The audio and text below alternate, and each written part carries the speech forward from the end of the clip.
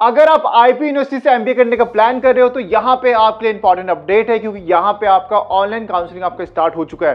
तो यहां पे अगर आपने कैट का एग्जाम दिया था, या फिर आपने सीमेट का एग्जाम दिया था, या फिर आपने आईपीसीटी का एग्जाम दिया था फॉर द एमबीए एडमिशन, तो यहां पे आपका ऑनलाइन काउंसलिंग स्टार्ट हो चुका है आपके राउंड 1 के लिए। सो मेक श्योर कि यहां पे जो आपको फॉर्म फिलिंग करनी है वो यहां पे आपको अच्छे से करना है, जो आपको यहां पे चॉइस फिलिंग करनी है वो भी यहां पे आपको अच्छे से करना है। सो मेक श्योर कि इस वीडियो को आपको एंड तक देखना है। इसके बाद बात कर रहे होंगे यहां पे आपके कट ऑफ के बारे में भी, तो अगर आप डाउट में हो कि भाई क्या कट ऑफ रहता है एमबीए सीटी का यहां पे आपका, तो इसके कट ऑफ की हम बात कर रहे होंगे आपके एंड वीडियो के अंदर, ठीक है। तो अभी आप देख लो सबसे पहले डेट्स को। यहाँ पे सबसे पहले यहाँ पे जो इस बार जो फॉर्म आपका स्टार्ट हुआ है, ये तीनों ही एग्जाम के थ्रू अगर आप अप्लाई करने वाले हो, तीनों का आपको एक साथ करना है आपको यहाँ पे, ठीक है। या तो आपने देखो सिंपल सी बात है, या तो आपने कैट के थ्रू अप्लाई करना है, ठीक है, कैट 2025 के थ्रू, सीमेट 2026 के थ्रू, या फिर आपने जो आईपीयू सीटी का एग्जाम दिया था सीईटी 2026, इसके थ्रू अप्लाई करना है। तीनों का कोड आपको सेम रहने वाला है यहाँ पे।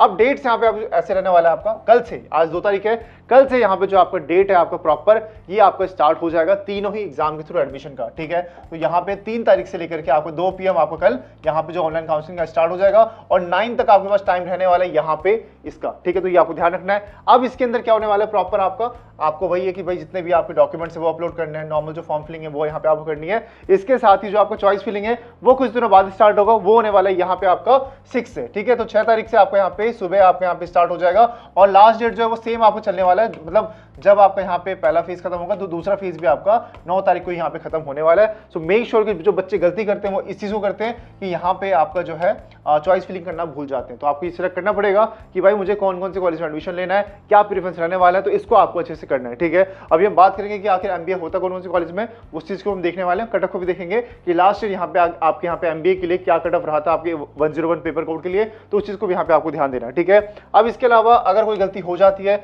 तो बाद में जो आपका एडिट विंडो खुलने वाला है, ये यहाँ पे खुलने वाला है आपका 3 से लेकर 9 के बीच में। तो इस बीच में आप यहाँ पे जो चेंजेस है यहाँ पे आप कर पाओगे। बाकी जब डॉक्यूमेंट्स की बात करेंगे तो ये ध्यान रखना है आपको कि जितने भी डॉक्यूमेंट्स है वो आपको अच्छे से चेक करना है, इसके बाद यहाँ पे अपलोड करना है। वहीं डॉक्यूमेंट की बात करेंगे तो यहाँ पे डेट ऑफ बर्थ चेक करने के लिए आपको क्लास 10th का आपको सर्टिफिकेट अपलोड करना है। सेम इस तरह से यहाँ पे जो है क्लास 12th का आपको सर्टिफिकेट अपलोड करना पड़ेगा।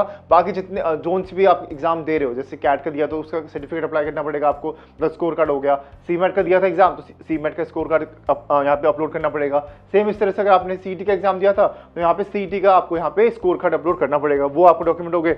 मेन यहाँ पे सवाल आते हैं उन बच्चों के लिए जो यहाँ पे कैटेगरी के थ्रू अप्लाई कर रहे हैं। यहाँ पे सबसे पहले तो आपको यहाँ पे ध्यान रखना है, अगर आप ओबीसी से आते हो, ओबीसी एनसीएल आपका, या फिर आप यहाँ पे आते हो आपके ईडब्ल्यूएस से, तो आपको यहाँ पे जो है सर्टिफिकेट ये इस डेट के बाद का होना चाहिए। जैसे कि आप देख सकते हैं ओबीसी यहाँ पे ईडब्ल्यूएस के लिए 31 आपके उसके बाद का, ठीक है, 31 मार्च 2026 के बाद का होना चाहिए। ये गलती सबसे पहले बच्चे करते हैं, इसकी वजह से उनका जो एडमिशन है यहाँ पे कई बार उनका कैंसिल हो जाता है। तो इस चीज को आपको ध्यान रखना है। बाकी डेट्स आपने देख लिया, लास्ट मान लो कि 9 तारीख तक आपका जो पूरा प्रोसेस है राउंड 1 के लिए ये यहाँ पे आपका कंप्लीट हो जाएगा। इसके बाद जो आपके आगे के प्रोसेस होंगे उसकी डेट यहाँ पे बाद में आने वाली है। तो ये हमने बात कर ली यहाँ पे आपके इंपॉर्टेंट डेट्स के बारे में।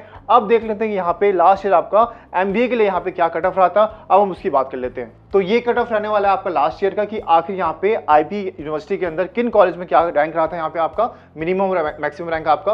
अब ये आपको कोर्स देखना है, कई कॉलेज के अंदर आपको काफी कोर्स देखने को मिल जाएंगे एमबीए के अंदर ही। तो यहाँ पे आप देख सकते हैं ये आपको प्रेफरेंस ऑर्डर नहीं रहने वाला, ये हम बात करें आपके अल्फाबेटिकल ऑर्डर से ABCD आपके यहाँ पे इसके अकॉर्डिंग जो कॉलेज के नेम है उसके हिसाब से बात करें तो पहला कॉलेज आप देख सकते हैं जैसे, और यहाँ पे ना आपको डिफरेंट वो मिल जाएगा। जैसे कि कई बच्चे क्या होते हैं, मैक्सिमम बच्चे यहाँ पे दिल्ली जनरल कैटेगरी के होते हैं यहाँ पे आपका, ठीक है, तो इसके थ्रू यहाँ पे अप्लाई करते हैं। बाकी अगर आप यहाँ पे आउट से दिल्ली से भी हो तो आपके लिए ये वाली लाइन चेक करनी है आपको।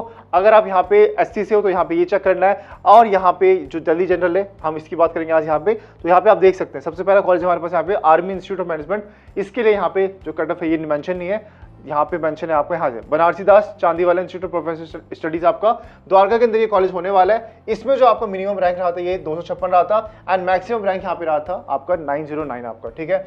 अब इसी में जब बात करेंगे आप यहाँ पे दूसरे यहाँ पे इसी कॉलेज के अंदर दूसरे कोर्स की, तो यहाँ पे जब एमबीए की बात करेंगे तो ये आपका ये कोर्स था। एंड इसके बाद भगवान परशुराम के अंदर यहाँ पे जो है मिनिमम रैंक जो था 317 पे एडमिशन हुआ था, और मैक्सिमम जो आपको यहाँ पे एडमिशन हुआ था ये 914 के अंदर आपको रैंक में हुआ था, ठीक है। सेम इस तरह से बात करेंगे आपको यहाँ पे Delhi institute of advance study, ठीक है, DIS शॉर्ट फॉर्म में जानते हैं इस कॉलेज को, ठीक है। ये कॉलेज रहने वाला आपको रोहिणी के अंदर, एंड इसके लिए जो रैंक क्या था 917 आपका यहाँ पे क्लोजिंग रैंक रहा था। सेम इस तरह से आपका जो है इसी के अंदर आपका दूसरा कोर्स है आपको फाइनेंशियल मैनेजमेंट आपका, इसके अंदर जो रैंक रहा था 861 आपको यहाँ पे क्लोजिंग रहा था, ठीक है। उसी तरह से यहाँ पे देख सकते हैं डॉन बॉस्को आपका, इसके अंदर आपका 907 था। वहीं इसी तरह से दूसरे कोर्स की बात करेंगे, डॉक्टर अखिलेश दास गुप्ता आपका, इसमें आपका 886 रहा था। एंड इसके बाद जब बात करेंगे आपके GIBS आपका, तो GIBS के अंदर आपका यहाँ पे ये देख सकते हैं यहाँ पे आपका 903 रहा था, ठीक है। तो ये रहने वाला आपका यहाँ पे क्लोजिंग रैंक। और ये ध्यान रखना है, ये हम बात करें यहाँ पे आपके दिल्ली जनरल कट ऑफ की। इसमें नीचे और आएंगे हम यहाँ पे तो आपको और दिख जाएंगे, जैसे कि आपका महाराजा अग्रसेन हो गया, ठीक है। ये आपका रोहिणी के अंदर रहने वाला है। तो महाराजा अग्रसेन के अंदर MBA अगर आप करना है तो इसमें देख सकते हैं कि यहाँ पे 514 में आपका क्लोज हो गया था, क्योंकि ऑब्वियस सी बात है कॉलेज अच्छा है, डिमांड ज्यादा होती है, तो रैंक आपकी ऑब्वियस सी बात है यहाँ पे कम जाने वाली है, ठीक है। मतलब कट ऑफ आपको यहाँ पे हाई रहेगा, ठीक है। फिर सूरजमल की बात करेंगे, सूरज में भी आपको यहाँ पे 500 के आसपास ही देखने को मिलेगा। तो इस बार भी अगर आपका रैंक आता है 500 के आसपास तो ही यहाँ पे आपको एडमिशन मिलेगा आपका इस रैंक के लिए, ठीक है, इस कॉलेज के लिए। फिर हमारे पास यहाँ पे आपका रुक्मणी देवी, रुक्मणी बीबी के लिए बहुत फेमस है, एंड MBA भी यहाँ पे ऑफर किया जाता है। एंड 921 यहाँ पे जो आपका कॉलेज जो यहाँ पे रैंक है यहाँ पे क्लोज हुआ था। तो अगर आप ऑलरेडी BBA पढ़ रहे हो यहाँ पे IP यूनिवर्सिटी से, तो आप जानते होंगे कि ये कॉलेज आपके BBA के लिए फेमस है। तो यहाँ पे जो रैंक है 921, ये आपका कट ऑफ यहाँ पे लो ही गया था यहाँ पे देखा जाए तो, ठीक है। फिर हमारे पास यहाँ पे अगला हमारा टेक्निका का शिफ्ट 1 शिफ्ट 2 आपका, तो टेक्निका के अंदर जो कट ऑफ है शिफ्ट 1 का 866 पे यहाँ पे क्लोज हुआ था।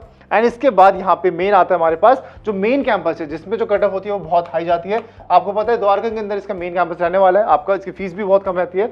यूनिवर्सिटी स्कूल ऑफ मैनेजमेंट, इसके अंदर जो यहाँ पे आपके 3 कोर्स आपके ऑफर किए जाते हैं। सेम यहाँ पे द्वारका के अंदर मतलब एक ही कैंपस के अंदर एक कोर्स ऑफर किया जाता है। एंड यहाँ पे देख सकते हैं कि जब से 608 पे आपका MBA, एंड इसके बाद जो यहाँ पे फाइनेंशियल एनालिसिस है आपका, इसमें 500 पे आपका जो ये रैंक है यहाँ पे आपको क्लोज हो जाता है। तो ये रहने वाला प्रॉपर आपका कट ऑफ यहाँ पे। एंड इसके बाद जो ये जनरल की बात करेंगे, दिल्ली जनरल की, तो ये रहने वाला है आपको, देखो सिंपल सी बात है, 159 पे आपका जो है क्लोज हो जाएगा, 315 पे आपका ये वाला कोर्स क्लोज हो जाएगा आपका एनालिटिक्स का।